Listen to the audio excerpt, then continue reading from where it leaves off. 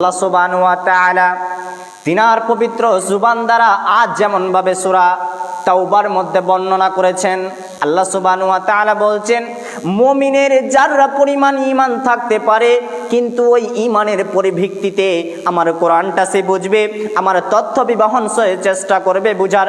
কিন্তু আজ হাই দুঃখের বিষয়, মুসলমানের নীতিতে আল্লাহর কোরআন দিমাগ থেকে উঠে গিয়েছে, আল্লাহর নীতি উঠে গিয়েছে, আল্লাহর রসুলের পদ্ধতি আমাদের জামানা থেকে চলতে আরম্ভ করে দিয়েছে। কেননা আজ আপনি বুঝে দেখুন, নেশাদার দ্রব্যের মধ্যে হোক না কেন, হারামের মধ্যে হোক না কেন, আজকে আল্লাহ সুবহানাহু ওয়া তাআলা ওই কথায় আয়াতের মধ্যে আসছে যে কোনো মানুষের ভিতরে যদি যারা পরিমাণ ঈমান থাকে তাহলে সেই ব্যক্তি হারাম নিষিদ্ধ কাজ করতে পারে না। আর যদি সেই ব্যক্তি হারাম নিষিদ্ধ কাজ করে তাহলে আল্লাহ সুবহানাহু ওয়া তাআলা ওই ব্যক্তিকে কখনো ভালোবাসে না, বরং ওই ব্যক্তিকে সব থেকে বেশি ঘৃণা করে। আজ ভয়াবহ একটি হাদিস বর্ণনা করি তাহলে বুঝতে পারবেন। হাদিসটি বর্ণনা করছেন আন ইবনে আব্বাস রাদিয়াল্লাহু তাআলা আনহু قال قال رسول الله صلى الله عليه وسلم أبغض من الناس إلى الله ثلاثة ملحد في الحرام। আল্লাহ সুবহানাহু ওয়া তাআলা তিন শ্রেণীর ব্যক্তিকে সব থেকে ঘৃণা মনে করেন, সব থেকে তিন শ্রেণীর ব্যক্তিকে খারাপ মনে করেন। আপনি বলবেন কোন সেই ব্যক্তিকে খারাপ মনে করে, কোন সেই ব্যক্তিকে খারাপ মনে করে? আজ আল্লাহর নবী সাল্লাল্লাহু আলাইহি ওয়াসাল্লাম বলছেন যে আল্লাহ সুবহানাহু ওয়া তাআলা তিন শ্রেণীর ব্যক্তিকে সব থেকে ঘৃণা মনে করেন। তার ভিতরে এক নম্বরে এসেছে আবগাযু মিনান নাস ইলাল্লাহি সালাসাতুন মুলহিদুন ফিল হারাম। যেই ব্যক্তি আল্লাহ সুবহানাহু ওয়া তাআলার হারাম নিষিদ্ধ কাজকে হালাল মনে করবে, হারাম নিষিদ্ধ কাজকে হালাল মনে করবে, সেই ব্যক্তিকে আল্লাহ রাব্বুল আলামিন সব থেকে বেশি ঘৃণা মনে করেন। এবং দ্বিতীয় নম্বরে ঘৃণা মনে করেন কাকে? আপনি বলবেন কোন মানুষটাকে দুই নম্বরে খারাপ মনে করেন? দুই নম্বরে হচ্ছে অমুবতাগি ফিল ইসলামি সুন্নাতাল জাহিলিয়াত। এই ইসলাম দিনের ভিতরে নারী হোক না কেন, নারীর পিতা হোক না কেন, উভয়কে বলা হয়েছে যে তোমরা নারীর জাহালিয়াতের মতো করে ইসলাম দিনটাকে, সুন্নাতের দিনটাকে, শান্তির ধর্মটাকে জাহালিয়াতের নীতিতে তোমরা পরিণত করিও না। আজ ছেলের বাবাকে হোক না কেন, মেয়ের বাবাকে হোক না কেন, পুরুষ হোক না কেন, নারী হোক না কেন, উভয় যদি আজকে এই ইসলাম দিনটাকে জাহালিয়াতের জামানার মতো পরিণতি করে দেয়, উপস্থাপনা করে দেয়, যে এইরকম জাহালিয়াতের নীতির ঘটনা আমি আগেই বলেছি তেমন এখনো বলি।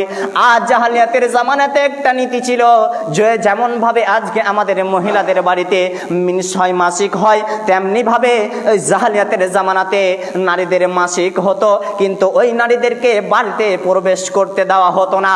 বাড়ির বাইরে একটা ছোট্ট করে ঘর করা হয়েছিল, ওই ঘরের মধ্যে তাদেরকে থাকতে দেওয়া হয়েছিল। আজ তেমন ভাবে শান্তির ধর্মটাকে আজ আপনার আমার মেয়ে, আপনার আমার স্ত্রী, আপনার আমার মা, আপনার আমার মা বাবা আজ যেমন ভাবে এই ইসলাম দিনটাকে জাহালিয়াতের নীতিতে পরিণতি করতে চাইছে, সে প্যান্টের মাধ্যমে হোক না কেন, ড্রেসের মাধ্যমে হোক না কেন, ও ভাই পিতা আপনি মনে রাখুন, আপনাকে আল্লাহ রাব্বুল আলামিন তো ভালোবাসবেন না, বরং আপনার মেয়ের যখন কাল বিচার হবে, সাআলা ইয়াকসুহান্নাসা ইলা ইয়াউমিল কিয়ামাতি ওয়া কবরা লা তামবুহা মিন কুল্লি আউজান কবরা মিন কুল্লি কাওহান ইন্না নাসরুল্লাহি সাআদা। তুমি মনে রেখো, তুমি একটা বাড়ির গার্জিয়ান হয়েছো, আল্লাহ রাব্বুল আলামিন তোমাকে গার্জিয়ান করেছে, নচিত তুমি সন্তানের মুখ দেখতে পেতে না। আজ তোমাকে ওই বাড়ির গার্জিয়ান করেছে কে? না তো আল্লাহ রাব্বুল আলামিন। কিন্তু আল্লাহ যে তোমাকে গার্জিয়ান করার পরে উপস্থাপনায় একটা বিরাট প্রতিদান দিয়ে দিয়েছে, কিন্তু সেই জিনিসটা তুমি মনে রাখিও না। আজ তোমার মেয়ে এই জাহালিয়াতের নীতিকে, ইসলাম দিনকে জাহালিয়াতের নীতির মতো পরিণতি করতে চাইছে, ইসলাম দিনটাকে, শান্তির দিনটাকে আপনার আমার মেয়ে, আপনার আমার স্ত্রী, আপনার আমার ছেলে মেয়ে ওই জাহালিয়াতের মতো পরিণতি করতে চাইছে, জাহালিয়াতের মতো আমাদেরকে ইসলাম দিনটাকে বদলাতে চাইছে। পুরুষ আপনি জেনে রাখুন, এই ইসলাম দিনটা যদি ইসলাম দিনের মতো না থাকে, জাহালিয়াতের মতো যদি হয়ে যায়, তাহলে যখন আপনার মেয়ের মাধ্যমে, ছেলের মাধ্যমে যদি ইসলাম দিনটা পরিণতি হয়ে যায় জাহালিয়াতের মতো, তাহলে ও ভাই আপনার মেয়ের যখন বিচার হবে, আপনার সন্তানের বিচার হবে, আপনার বাবা আবার বিচার হবে? আপনার কেন বিচার হবে? তখন আপনাকে কাউকে দাঁড় করিয়ে বিচার হবে না। ক্বালা ইয়াকসুহান নাস ইলা ইয়াউমিল কিয়ামা কবরুহু ওয়া সাফফালান নাস ইলা ইয়াউমিস সুআব। তুমি জেনে রাখো, তোমার যখন বিচার হবে কাল কিয়ামতের দিনে, তখন তোমার পাইকট্য কাউকে দাঁড় করা হবে না, তোমার পিছনে কাউকে দাঁড় করা হবে না, তোমার সাইডে কাউকে দাঁড় করা হবে না। ইলা ইয়াউমিন নিসা নাফসুহা মা কুল্লিতি কবরাল ইহমাত নাস।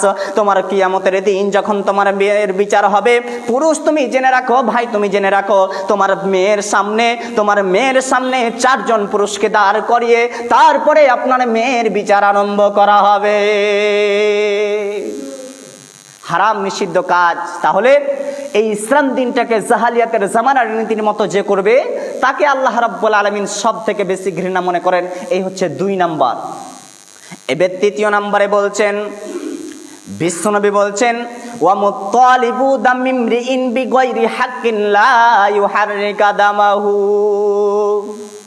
বিশ্বনবী বলছেন, যদি কোনো মানুষ তার সন্তানের মাধ্যমে, যদি কোনো মানুষ তার বিনা কারণের মাধ্যমে আল্লাহ রাব্বুল আলামিনের মসজিদে এসে সেই ব্যক্তি কোনোদিন সালাত আদায় করেনি, ওয়া মুতালিবু দামিমরিইন বিগাইরি হাক্কিন লা ইউহাররিকা দামাহু, সেই ব্যক্তি পুনরায় আল্লাহ রাব্বুল আলামিনের কাছে আসবে।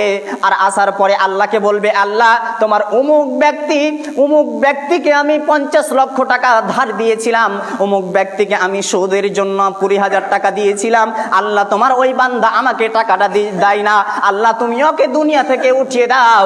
এইরকম পরিস্থিতি কোনো মানুষের বিনা কারণের জন্যে যদি কোনো মানুষ আল্লাহর কাছে উপস্থাপনা করে যে আল্লাহ তুমি তাকে মেরে ফেলে দাও, তুমি তাকে কাতাল করে দাও, যেহেতু ইসলামের কোনো সাক্ষী প্রমাণ দ্বারা হয় না, তাহলে আপনাকে আমি আজকে বলছি, যারা লন খান, সুদ খান, নেশাদার দ্রব্য বিক্রি করেন, আজ তাদের মাধ্যমে আমি এই হাদিস দ্বারা প্রমাণ দিচ্ছি যে আজ আপনার নেশাদার দ্রব্য বিক্রি করেছেন, বিচার হবে আপনার কাল কিয়ামতের মাটিতে।